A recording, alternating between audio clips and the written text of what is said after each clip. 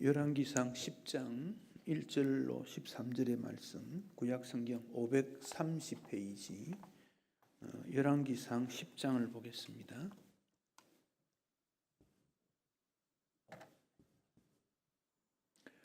열왕기상 10장 1절로 13절까지 한 절씩 교독하겠습니다. 스바의 여왕이 여호와의 이름으로 말미암아 솔로몬의 명성을 듣고 와서 어려운 문제로 그를 시험하고자 하여 예루살렘에 이르니 수행하는 자가 심히 많고 향품과 심히 많은 금과 보석을 낙타에 실었더라. 그가 솔로몬에게 나와 자기 마음에 있는 것을 다 말하매 솔로몬이 그가 묻는 말에 다 대답하였으니 왕이 알지 못하여 대답하지 못한 것이 하나도 없었더라. 스바의 여왕이 솔로몬의 모든 지혜와 그 건축한 왕궁과 그 상의 식물과 그 신하들의 좌석과 그 지종들이 시립한 것과 그들의 관복과 술 관원들과 여호와의 성전에 올라가는 청계를 보고 크게 감동되어 왕께 말하되 내가 내 나라에서 당신의 행위와 당신의 지혜에 대하여 들은 소문이 사실이로다. 내가 그 말들을 믿지 아니하였더니 이제 와서 친히 본즉 내게 말한 것은 절반도 못되니 당신의 지혜와 복이 내게 들은 소문보다 더하도다. 복되도다 당신의 사람들이여, 복되도다 당신의 이 신하들이여, 항상 당신 앞에 서서 당신의 지혜를 들음이로다. 당신의 하나님 여호와를 송축할지로다. 여호와께서 당신을 기뻐하사 이스라엘 왕위에 올리셨고 여호와께서 영원히 이스라엘을 사랑하심으로 당신을 세워 왕으로 삼아 정의와 공의를 행하게 하셨도다 하고 이에 금과 금 200달란트와 심히 많은 향품과 보석을 왕에게 드렸더니 스바의 여왕이 솔로몬 왕에게 드린 것처럼 많은 향품이 다시 오지 아니하였더라. 오빌에스부터 금을 실어온 히람의 배들이 오빌에스 많은 백당목과 보석을 운반하여 오매 왕이 백단목으로 여호와의 성전과 왕궁의 난간을 만들고 또 노래하는 자를 위하여 수금과 비파를 만들었으니 이 같은 백단목은 전에도 온 일이 없었고 오늘까지도 보지 못하였더라. 함께 읽습니다. 솔로몬 왕이 왕의 규례대로 스바의 여왕에게 물건을 준 것 외에 또 그의 소원대로 구하는 것을 주니 이에 그가 그의 신하들과 함께 본국으로 돌아갔더라. 아멘.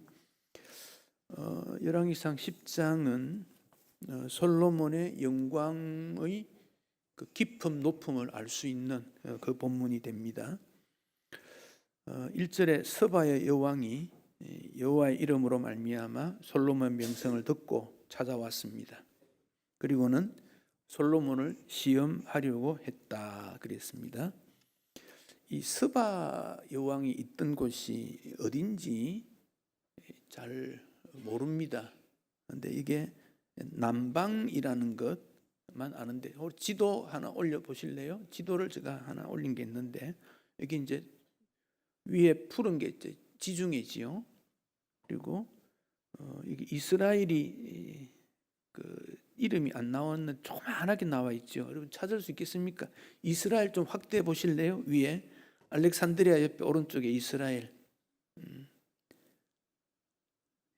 잘 안 됩니까? 그 밑에 홍해가 있지요. 파랗게 있고 사우디아라비아 있지요. 보입니까? 사우디아라비아. 그 밑에 예멘이 나옵니까? 예멘. 여기 스바가 요 예멘 여기가 스바로 여기집니다.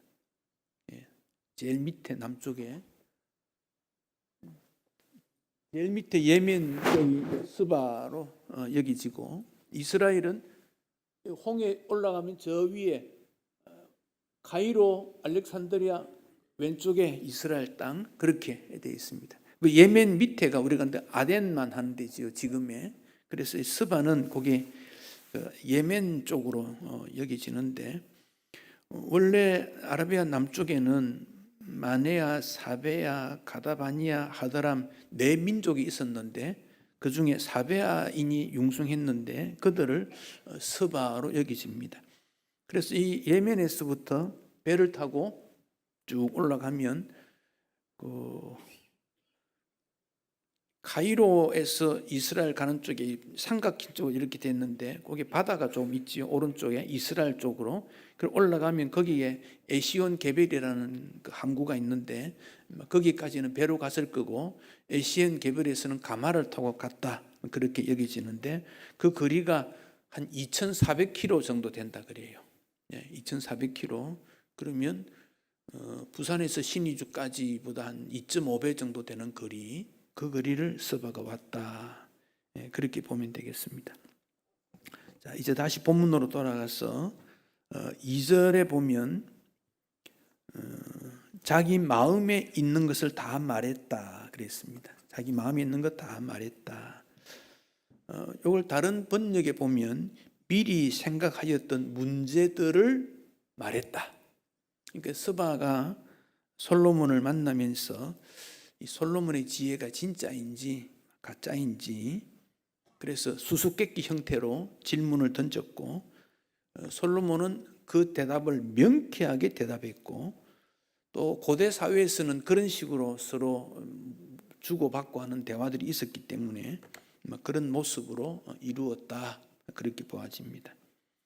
그래서 여기 우리가 생각해야 될 것은 우리 마음에 있는 내적 실력, 영적 실력 이걸 우리가 갖출 필요가 있습니다. 하나님 말씀에 대한 지킴에 대한 실력. 하나님 말씀은 지식적으로도 필요하지만은 그 말씀을 실천했을 때 그의 수준이 높아집니다. 그래서 영성적으로 큰 나무가 되기를 우리가 꿈꾸는 그런 일들이 필요합니다. 겉으로 인정받는 거 그것보다는 내면 세계에 인정받는 거. 솔로몬이 그런 사람이 되었다. 그 점을 우리에게 보여줍니다. 근데 솔로몬은 그런 내적 실력뿐 아니라 외형적으로도 인정을 받습니다. 거기에 4절과 5절을 보면 그렇습니다. 4절에 보면 솔로몬의 지혜를 통해 나타난 건축, 왕궁과 성전이지요. 그리고 조직, 나라의 신하들에 대한 어떤 조직 체계, 그리고 그들이 입었던 옷, 그리고 예절, 손님을 대접하는 그런 환영하는 문제들, 그리고 5절 뒷부분에는 보면 성전에 올라가는 계단, 청계, 또 이런 모든 건축들을 만든 일에 대한 솔로몬의 기술력, 이거 총체적으로 그들은 솔로몬 앞에 무릎을 꿇는 그 모습. 그러니까 그 중동 지방에서 솔로몬만큼 나라가 조직이 잘 돼 있고 행정력이 완벽하고 섭외를 잘하고 또 그런 뛰어난 실력을 한 번도 보지 못했다. 스바 여왕이 그런 내용들을 우리에게 설명하고 있습니다. 솔로몬 궁전은 정말 화려했습니다. 상아로 보좌를 만들었다. 코끼리 상아로 왕의 보좌를 만들었고 금이었고 솔로몬이 사용한 게 전부 금이고 방패 큰 게 200개, 작은 게 300개. 이 방패가 왜 나오는가? 여러분 왕이 있을 때 그 부하들이 도열하지요. 옆에 쭉 설 때 그때 군인들이 서는데 그런 모습을 머리에 한번 생각해 보십시오. 금으로 만든 몸을 다 방어할 수 있는 큰 방패가 200개 쫙 서고 작은 게 300개 서고 그리고 그 당시 주변 나라로부터의 무역 또 배들이 지나가는데 통행세 이런 수입이 666달란트였다. 666달란트는 금으로 하면 14톤쯤 된다 그래요. 그러니까 엄청난 부귀를 누렸고 아까 지도에서 봤다시피 남쪽에서부터 올라가면 이스라엘 통해서 다시 동쪽이나 서쪽으로 가는데 그러다 보니까 남북으로 동서로 전부 차지했고 지리적으로 아주 중심에 있기 때문에 그런 어떤 큰 수익을 얻었고 그 당시 최고의 부귀와 명예를 누렸다 그래 볼 수 있습니다. 그리고 6절로 9절은 그것을 본 스바 여왕이 찬양했다 하는 내용입니다. 6절에 보면 소문이 사실이더라, 그 점을 말합니다. 8절에서는 참 당신 나라 복되다, 당신 사람들도 참 복되다.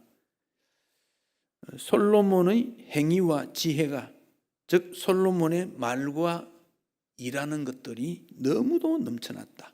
사실 솔로몬의 지혜는 잠언서에 가장 잘 나타나져 있습니다. 그 잠언서의 기록을 보면 어떻게 이런 명언들을 많이 말할 수 있었을까 하는 내용들을 소개하고 있습니다. 그리고 솔로몬의 지혜를 듣는 이스라엘 백성들, 그들도 참 복되다 이렇게 노래하고, 9절은 그 지혜가 하나님으로부터 나왔다. 하나님으로부터 나왔다. 당신의 하나님 여호와를 송축할지로다. 여호와께서 당신을 기뻐하사 이스라엘 왕위에 올렸고, 여호와께서 영원히 이스라엘을 사랑하심으로 당신을 왕으로 세웠고, 정의와 공의를 행하셨으니 이런 나라가 없더라. 그러니까 스바 여왕이 사실 지혜로운 사람인데, 찾아와서 보니까 겉모습뿐 아니라 내면 세계까지 아주 완벽하더라는 거죠. 깜짝 놀랐다는 거죠. 이런 조그마한 나라가, 이름도 없던 이스라엘이 이렇게 좋은 나라가 될 수 있을까? 깜짝 놀랐지요. 10장 10절에서도 스바 여왕이 가져온 예물들이 금이 120달란트, 많은 향품, 보석들을 가지고 왔더라. 이스라엘은 원래 참 약한 나라였어요. 사사기에 보면 침략을 얼마나 많이 받았는지 몰라요. 빼앗겼죠. 농사만 지으면 빼앗기고, 또 농사 지어서 수확하려고 하면 블레셋이 공격해오고, 아말렉이 공격해오고, 여기저기만. 그러니까 이스라엘은 추수를 못하는 그런 나라였는데, 이제는 다른 나라에 가서 빼앗아 온 것도 아니고 가만히 있는데 갖다 주는 거예요. 그냥 배가 지나가면서 통행세 내고, 무역하는 사람들이 지나가면서 세금 내고, 자꾸 갖다 주니까 전부 금으로 가지고, 은은 필요도 없고 금을 가지고 전부 다 만들어 버리는 그런 나라가 된 것이죠. 여러분, 하나님 앞에 부요하면요, 내가 막 따라다니면서 이것 주시오 저것 주시오 빼앗아 와서 부자가 되는 게 아니고, 하나님이 보고 그냥 부어주는 거예요. 그냥 푹 주는 거예요. 그러니까 돈이 생기고 권력이 생기고 지위가 생기는 것이지, 내가 찾아다니면서 막 빼앗듯이 싸워가지고 조금만 갖고 다투어가지고 만리정리, 그거 가지고 절대 부유함이 되지 않습니다.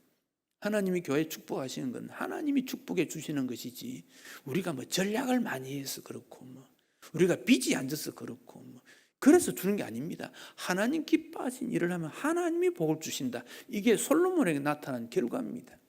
그러니까 주님 기뻐하신 일을 어떻게 많이 행할 수 있을까? 그 점을 우리가 조금 생각을 할 필요가 있습니다. 그리고 스바 여왕이 솔로몬에게 찾아온 거, 이거 조금 비추어서 현실적인 문제를 조금 제가 생각을 해보면, 교회 안에 목회적인 내용 중에 신방 사역이 있습니다. 이 신방 사역의 심자는 깊을 심자입니다. 깊은 만남을 말합니다. 이건 조금 변형돼서 상담이라는 게 나오는데, 신방이나 상담이 목사가 단독으로 해야 될 때가 있어요. 성도의 어떤 사정을 비밀을 지켜줄 내용이 있을 때가 있어요. 저도 목회 중에 그런 일이 몇 건이 있었습니다. 부부가 심한 갈등이 있어가지고 이혼을 해야 되는 직전까지 가게 되는 거예요. 근데 이런 경우에 누구를 통해서 그런 정보를 주고받고 하겠습니까? 해결이 되어도 문제가 돼요. 그래서 목사가 만납니다. 만나는데 이게 한 번만에 만나서 일이 끊지 않납니다. 이거는 만나서 점검하고, 가까운 데 여행도 가고 식사도 하고 오래도록 씨름을 해야 됩니다. 그런 경우가 있습니다. 또 그런 경우가 아니라도 가족의 문제라든지 뭐 여러 가지 문제 때문에 고민할 때 목사에게 찾아옵니다. 목사에게 찾아오는 것은 문제가 있기 때문에 오는 거거든요. 그럴 때 다른 어떤 문제가 생겨도 영적인 충동을 받기 때문에 그런 이제 상담들을 하게 됩니다. 또 하나는 공식적인 신방을 가는 때가 있어요. 목사가 이제 비밀 상담을 할 때는 뭐 다른 사람과 함께 만나기는 어려워요. 공식적인 경우에는 예를 들어 교회 등록을 했다든지 뭐 이런 경우는 목사와 부교육자와 또 함께 뭐 여전도의 장로 또 뭐 그 권사회장 뭐 이런 식으로 함께 팀을 이루어서 함께 움직여서 좀 얼굴도 익히고 교제 성격이 강하지요. 우리 헌법에 보면 권사님들에게 위로와 병고에 있는 분들을 당위의 지도에 따라서 신방을 하도록 권사에게 그런 사명이 주어져 있습니다. 그래서 그런 일들을 찾아서 해야 됩니다. 이런 분이 건강이 안 좋구나. 그러면 혼자 가기는 좀 힘드니까 권사 2사람, 3사람 혹은 팀장 뭐 이렇게 함께 가서 위로를 하고 기도를 하고 마음의 평강을 주는 이런 일은 필요합니다. 이건 뭐 권사뿐 아니라 장로에게도 영적 신방을 할 수 있도록 요청하고 있어요. 왜냐하면 그런 대상자가 굉장히 많기 때문에 그렇습니다. 근데 경조 사건이 있을 수 있습니다. 결혼이라든지 뭐 장례라든지 이사를 했다든지 뭐 칠순이다 뭐 기념할 때 그때는 공개적으로 가시면 돼요. 근데 그 이제 대상자가 그런 장소가 아주 넓으면 뭐 많은 사람이 가겠지만 좀 좁으면 대상자가 많이 또 가기 어렵겠지요. 그럴 때 좀 지혜가 필요하고, 그래서 어떤 교회들은 결혼 장례를 알려주는 범위를 너무 공개하니까 성도들이 이 피로감이 온다는 거예요. 나는 이분 잘 모르는데 문자가 온다. 피로감이 오기 때문에 어떤 교회들은 장로, 안수집사, 권사까지만 알려주는 그런 교회도 있습니다. 그건 합의된 내용이지. 그러나 또 관심 있는 분은 알고 싶은데 소식을 못 들었다. 곤란하니까 결혼 같은 경우에는 뭐 예고니까 주보에 예고를 내지만 장례는 예고가 어렵거든요. 지나고 알게 되면 또 늦으니까. 그래서 그거는 좀 우리가 이제 지혜가 필요하고, 그다음에 당사자가 이 내용은 내가 그분에게 좀 꼭 알려야 되겠다 싶을 때는 당사자가 이렇게 연락하면 좋습니다. 그리고 성도 간의 만남도 필요해요. 교회 안에서 공식적인 만남도 있지만 개인적으로 만나서 차를 한잔 한다든지 또 어떤 일이 있으면 대화도 하고 상담도 할 수 있어요. 근데 그럴 때 이제 우리가 조심해야 되는 것이 상업적 거래는 일치하지 않도록. 그런 경우 있어요. 내가 어떤 상품이 좋은데 저 사람에게 꼭 필요할 것 같은데 그걸 소개하게 되면 상대방이 부담을 가지지 않습니까? 그래서 그런 일은 하지 않고, 또 제가 아는 어떤 분은 그 한의하셨던 분인데 또 그런데 관심이 있는 거지요. 그 사람의 얼굴을 보고 이렇게 보면 뭔가 약점이 있으면 그게 좀 좋지 않지만 거의 맞거든요. 그래서 한의약을 막 소개하는 거예요. 부담이 없는 분은 관계없는데 그런 게 하면 참 부담되는 분이 있거든요. 그래서 그런 것은 일치하지 말고, 또 사조직, 개모임, 여행 모임 이런 것들이 공식적이 아닌 것은 안 하는 게 좋습니다. 가끔 있을 수 있어요. 결혼을 앞둔 자녀들이 많으니까 이렇게 해서 혼수품을 좀 어떻게 해준다든지 또 어떤 걸 해서 할 수 있는데 그런 것은 가급적 안 하면 좋겠고, 그래서 신방의 목적은 이게 하나님 말씀으로 하나님의 이름으로 찾아가서 권면할 때가 있습니다. 성격적 그렇습니다. 권면할 때가 있고 격려할 때가 있습니다. 또 위로할 때도 있습니다. 주로 성도들 간에는 교제와 위로와 격려가 중심이 되고 목사가 갈 때는 권면할 때가 많습니다. 때로는 주일학교 교사나 팀장들이나 남녀전도회 회장이나 장로님들이 또 성도들을 만나서 충분히 대화하고 그런 일들을 하는 게 좋습니다. 스바 여왕이 왜 솔로몬에게 갔겠어요? 솔로몬이 뛰어나다는 것도 있겠지만 솔로몬에게 있는 하나님의 은혜와 지혜를 어떻게 접촉할 수 있을까? 그게 핵심이지요. 그래서 가기 전에 그런 일들에 대한 어떤 권면이나 위로나 대화를 해야 될 것인가를 생각하고 하나님 앞에 이르면 좋다고 생각합니다. 솔로몬 이야기 조금 더 나눕시다. 11절에 보면 히람의 배라는 게 나옵니다. 히람의 배. 히람의 배는 배를 운행하는 선장이나 배를 만드는 기술이 아주 뛰어난 히람이 중심이 된 그런데 그 배를 통해서 무역품들이 솔로몬으로 옮겨왔다. 그 점을 말하고 있습니다. 그러니까 너무도 이렇게 멋지고 행복한 솔로몬의 모습, 솔로몬의 최고의 성공에 이르가는데, 그럴 때 우리가 기억해야 될 것은 항상 하나님의 말씀이라는 것을 기억을 해야 됩니다. 어떤 말씀인가? 신명기 17장에 보면 왕이 되면 아내를 많이 두지 말라는 거예요. 왜? 마음이 미혹될 수 있다. 그리고 왕 자신을 위해서 보물을 쌓지 마라. 은금 쌓으면 안 된다. 그 자기를 위해서 하는 것은 하나님 앞에 옳지 않다. 하나님을 위해 해라는 거죠. 하나님을 위해서. 그런데 교회는 가난해지고 개인은 부자가 되고 그건 하나님이 원하는 게 아니라는 거죠.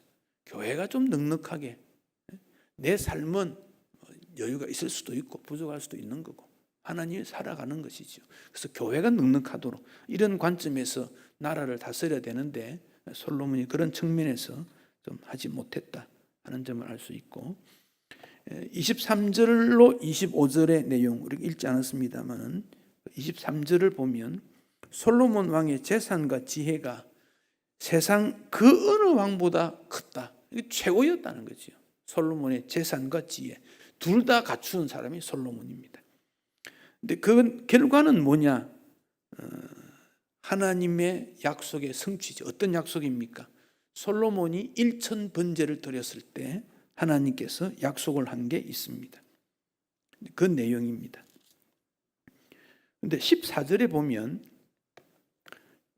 솔로몬이 세입금 받아들이는 거지요. 세입 받아들이는 무게가 금이 666달란트다. 근데 여러분 왜 이 열왕기상 기자가 666이라고 딱 썼을까요? 정말 달란트가 666일까요? 아니면 670일까요? 650일까요? 그럴 수도 있잖아요. 666이라고 왜 썼는가? 이것은 인간이 누릴 수 있는 최고의 것이다라는 의미를 여기에 넣고 있습니다. 금 1달란트는 약 34kg쯤 된다 그래요. 34kg면 얼마나 될까요? 40kg 우리가 쌀 정도, 그 정도 되는데 은 4,300세겔인데 노예의 몸값이 은 30세겔입니다. 은 30. 그러면 1달란트가 얼마냐 하면 1,400명의 노예 몸값이 됩니다. 1달란트가 1,400명 임금비입니다. 666을 제가 계산해 보니까 93만 2,400명, 약 100만 명 임금비 정도가 1달란트입니다. 그러면 666 이 달란트가 이거 얼마나 되는 숫자인지 어마어마한 숫자라는 것이 1년에 들어온 게 그렇다는 겁니다. 그만큼 계산할 수 없는 그런 물질이 들어오게 되니까 솔로몬이 생각이 좀 달라지게 되는 겁니다. 16절, 17절에 아까 조금 말씀드렸는데 방패가 나오지요. 솔로몬이 금으로 만든 큰 방패 200개, 경호용입니다. 그리고 작은 방패는 300개. 이것을 마치 나무가 이래 쭉 서듯이 군사들이 그걸 들고 쭉 이렇게 서 있을 만큼 화려한 모습이었다 그랬습니다. 그것을 레바논 숲이라고 불리는 왕궁의 주랑, 즉 지붕은 있고 기둥은 있는 그런 큰 건물에 보관을 해게 두었다.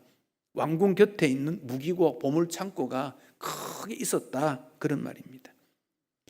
그러니까 그 시대의 모습이 어떤가, 여기에 하나 생각할 것은 이게 사치스러운 분이 아닌가. 왜냐? 솔로몬이 죽고 난 다음에 그 많은 부귀, 물품, 보물들을 솔로몬의 처음으로 철을 들려던 애굽 왕 시삭에게 빼앗기게 됩니다. 그 보물들을 애굽에다 빼앗깁니다. 그 모아놨던 게 무슨 소용이 있겠어요? 내가 열심히 평생을 했는데 어떤 다른 일 때문에 빼앗겨 버리면 얼마나 허무하겠습니까? 18절에 보면 보좌가 이제 왕의 보좌가 상아로 돼 있다 그랬고 19절에는 보면 그 계단이 양쪽에 6개씩 있고 사자 모양으로 만든 그런 것들이 있다 그랬습니다. 이 사자는 유다 지파를 상징하고 있기 때문에 12개 사자상이 있습니다. 이렇게 화려하게 된 것은 어디든지 없다 하는 것입니다. 21절과 22절은 모든 부분이 금이다. 성전 내부뿐 아니라 모든 부분이 금이었다. 최고의 지배를 했던 그가 솔로몬이었다 하는 점을 말해줍니다. 여기 우리가 생각해야 될 것이 지나치게 많은 소유에 대해서 솔로몬은 하나님 말씀을 조금 이렇게 소홀해 가는 그런 일들이 일어나게 되어졌습니다. 여러분, 하나님의 말씀이라는 것은 외형적인 게 아니지 않습니까? 우리 내면에서 계속 솟아나와야 되거든요. 이게 굉장히 어려운 겁니다. 목사가 설교를 준비할 때 내면에서부터 깨달음과 주님으로부터 받아나는 반응이 일어나지 않으면 그 설교는 무미건조할 수밖에 없는 일입니다. 그래서 가능하면 외부 일을 줄이는 게 좋다. 그래서 하나님 앞에 서는 시간이 많고 영성이 바라져야 되기 때문에 그렇게 말하고 있습니다. 특히 솔로몬의 지혜는 듣는 마음이다. 하나님 말씀을 듣는 마음이 준비가 되어야 된다. 그 점을 기억합니다. 시편 63편은 보면 다윗의 시인데 다윗이 뭐라고 하느냐면 내 영혼이 주를 갈망합니다. 그러면서 주님만 바라본다. 그런 고백을 하고 새벽에 주의 말씀을 작은 소리로 읊조린다. 읊조리는 말은 묵상한다는 겁니다. 중얼중얼 한다는 겁니다. 이 말은 다윗이 하나님을 항상 찾았다. 새벽에도 침상에서 밤에도 하나님 말씀을 찾았다.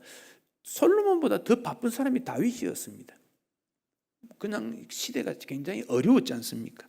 그런데 다윗이 항상 말씀을 묵상했기 때문에 그가 축복받은 인생이다 하는 점을 우리가 기억합니다.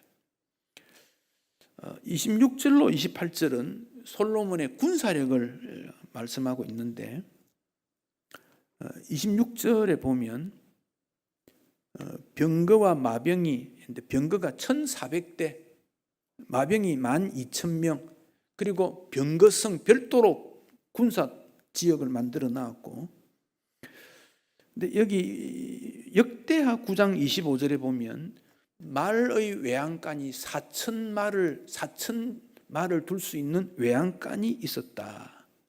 이 내용이 병마를 많이 두지 말라 하는 신명기 17장 말씀에 어긋났다 하는 점을 보여주는데, 여기 28절에 보면 솔로몬의 말들을 애굽에서 들려왔다. 애굽이라고 했는데 이게 이제 성경의 원 성경을 보면 쿠에라고 되어 있습니다.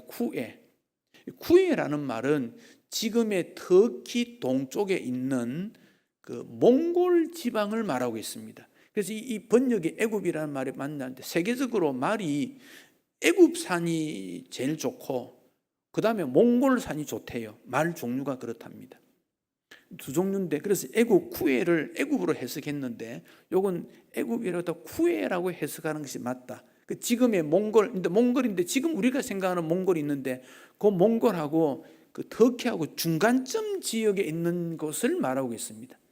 그래서 그만큼 솔로몬이 영역이 얼마나 넓은지 한번 보십시오. 애굽에서부터도 가져오고 몽골은 지금 아시아 아닙니까? 여기까지 영향력을 가진 게 솔로몬이다. 그렇게 볼 수 있습니다. 그러니까 솔로몬은 동서남북으로 아주 넓은 그런 지역을 다 차지했던 왕이 솔로몬이었다 하는 점을 갖게 됩니다. 자, 그러면 거꾸로 그렇게 많은 부귀 영화를 누리고 그런 무기를 생산하고 말을 데리고 오고 그러면 주변 나라들이 가만히 있었겠는가 하는 점입니다. 주변 나라들이 경쟁 세계에 있었어. 차라리 솔로몬이 하나님 말씀에 그 율법 연구하는 그런 일들이 좀 더 많았으면 얼마나 좋았을까. 거기에 매달렸기 때문에 솔로몬 자신이 영성에 대한 연구를 하지 못했다는 겁니다. 초기는 잘했는데 갈수록 솔로몬의 지혜가 소멸되고 욕망과 부귀를 쫓는 그런 인생이 되고 말았다는 사실을 알게 됩니다. 외적 성장 중요합니다.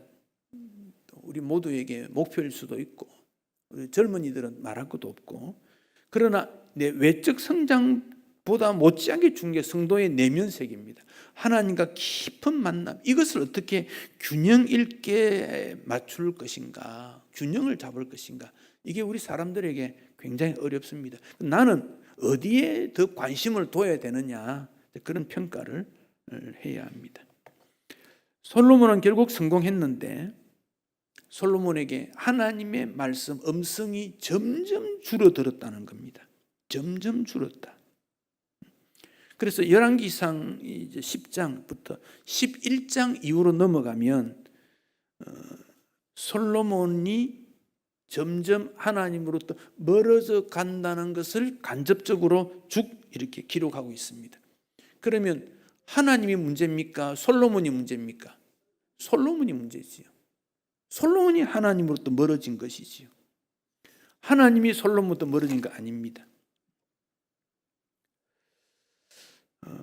하나 더 생각하십시다. 우리가 지혜라고 말하는 거, 솔로몬에게 있는 지혜, 이걸 이제 다른 번역들을 보면 명석한 머리, 통찰력 있는 마음, 분별하는 마음, 순종하는 마음, 듣는 마음, 이렇게 번역을 따로 할 수 있습니다.